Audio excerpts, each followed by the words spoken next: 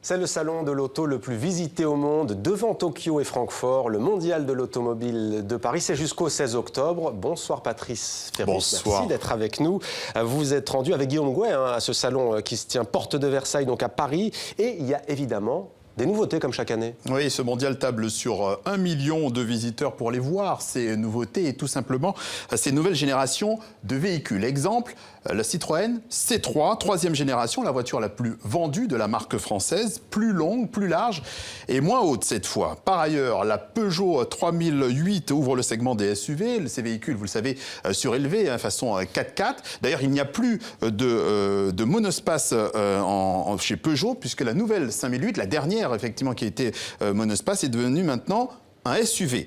Et puis on retiendra, vous l'avez vu, l'Honda Civic, 12e génération, la première date de 72. Et puis vous l'avez également aperçu, la Méhari, c'est-à-dire une sorte de version revisitée de la voiture qui a fait le succès du film Le Gendarme avec Louis de Funès. Et cette année, Patrice, il y a un mot dont on entend beaucoup prononcer, c'est diesel. Est-ce que c'est la fin du diesel ?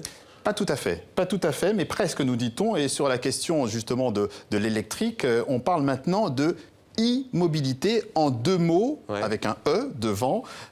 Tesla est toujours pionnier dans ce secteur, mais la question devient quelque part centrale parce que Volkswagen tente de vulgariser. Le leader mondial s'en empare et essaye surtout de faire oublier le Dieselgate. Écoutez. Nous avons tourné la page du Dieselgate et nous nous concentrons maintenant sur l'e-mobilité, cette mobilité électrique que l'on veut vulgariser en produisant 1 million de véhicules à motorisation électrique d'ici 2025. C'est un objectif conséquent. Nous voulons que d'ici 10 ans, 20 à 25% des véhicules fabriqués par le groupe Volkswagen soient électriques. Et dans ce secteur, Volkswagen présente 6 modèles, dont 2 100% électriques, la e-Up et la e-Golf. L'autonomie, Patrice, on l'aura compris, c'est la clé, mais pas seulement, il y a aussi forcément le prix. Oui, effectivement, Renault l'a bien compris. Quand Tesla propose pour l'instant un premier modèle à 60 000 €, la marque aux losanges mise sur la Zoé. Vous la voyez, 400 km d'autonomie et qui coûte presque 3 fois moins cher. Écoutez. L'utilisation réelle donne une autonomie de 300 km. 300 km, c'est d'après toutes les études le seuil psychologique qui vont faire qu'un grand nombre de clients qui étaient encore un petit peu effrayés par le manque d'autonomie vont décider de passer à l'électrique.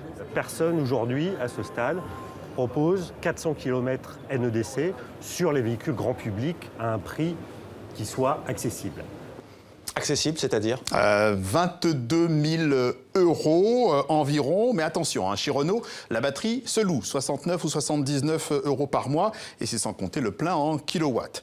En face, Opel a repensé son Ampera, 417 km parcourus entre Londres et Paris. Et il restait, nous a-t-on dit, environ 80 km d'autonomie. On n'a pas vérifié, mais apparemment, c'est ce qu'on nous dit. Donc chez Opel, on achète la batterie et on est persuadé qu'il ne faut pas se cantonner à un seul type de motorisation. Voilà donc pour les grandes tendances. Patrice, que faut-il... on va peut-être d'abord écouter... Oui, on va écouter quand même. L'idée, c'est qu'il n'y a pas de solution unique. Il n'y a pas de solution unique en fonction des marchés, en fonction des besoins. Et le futur sera électrique, sera pile à combustible, sera dans des énergies traditionnelles mais optimisées. Et donc, General Motors et Opel en particulier, parce qu'Opel peut bénéficier de ces synergies et de ces investissements du groupe sur ces différents types d'énergie, sera capable de proposer différentes solutions. Ben voilà, il fallait écouter Grégoire Vitry quand même, Patrice. Tout à fait. Désolé, voilà. Et donc les tendances, je le disais, les voici, vous les avez posées. Que faut-il retenir outre cela ? Écoutez, les concept cars, évidemment, c'est la grande récréation, tous électriques, évidemment, comme le Trésor de Renault que vous voyez ici, le Fractal de Peugeot. Mais il n'y a pas de première mondiale sur des véhicules de série cette année. D'ailleurs, 8 très grands constructeurs sont absents cette année, comme Ford, Mazda, Volvo. Et côté luxe, ni Bentley, ni Aston Martin, ni Rolls-Royce n'ont de stand. Alors, est-ce le premier signe d'une perte de vitesse pour le salon de Paris? C'est à voir. En tout cas, les marques absentes ont visiblement décidé de davantage communiquer sur Internet et sur les réseaux sociaux. Celles qui sont toujours là et qui restent sont ces jeunes femmes qui font malheureusement plante verte toute la journée pour vanter de belles carrosseries, à croire qu'on n'est toujours pas sur ce point passé dans le XXIe siècle.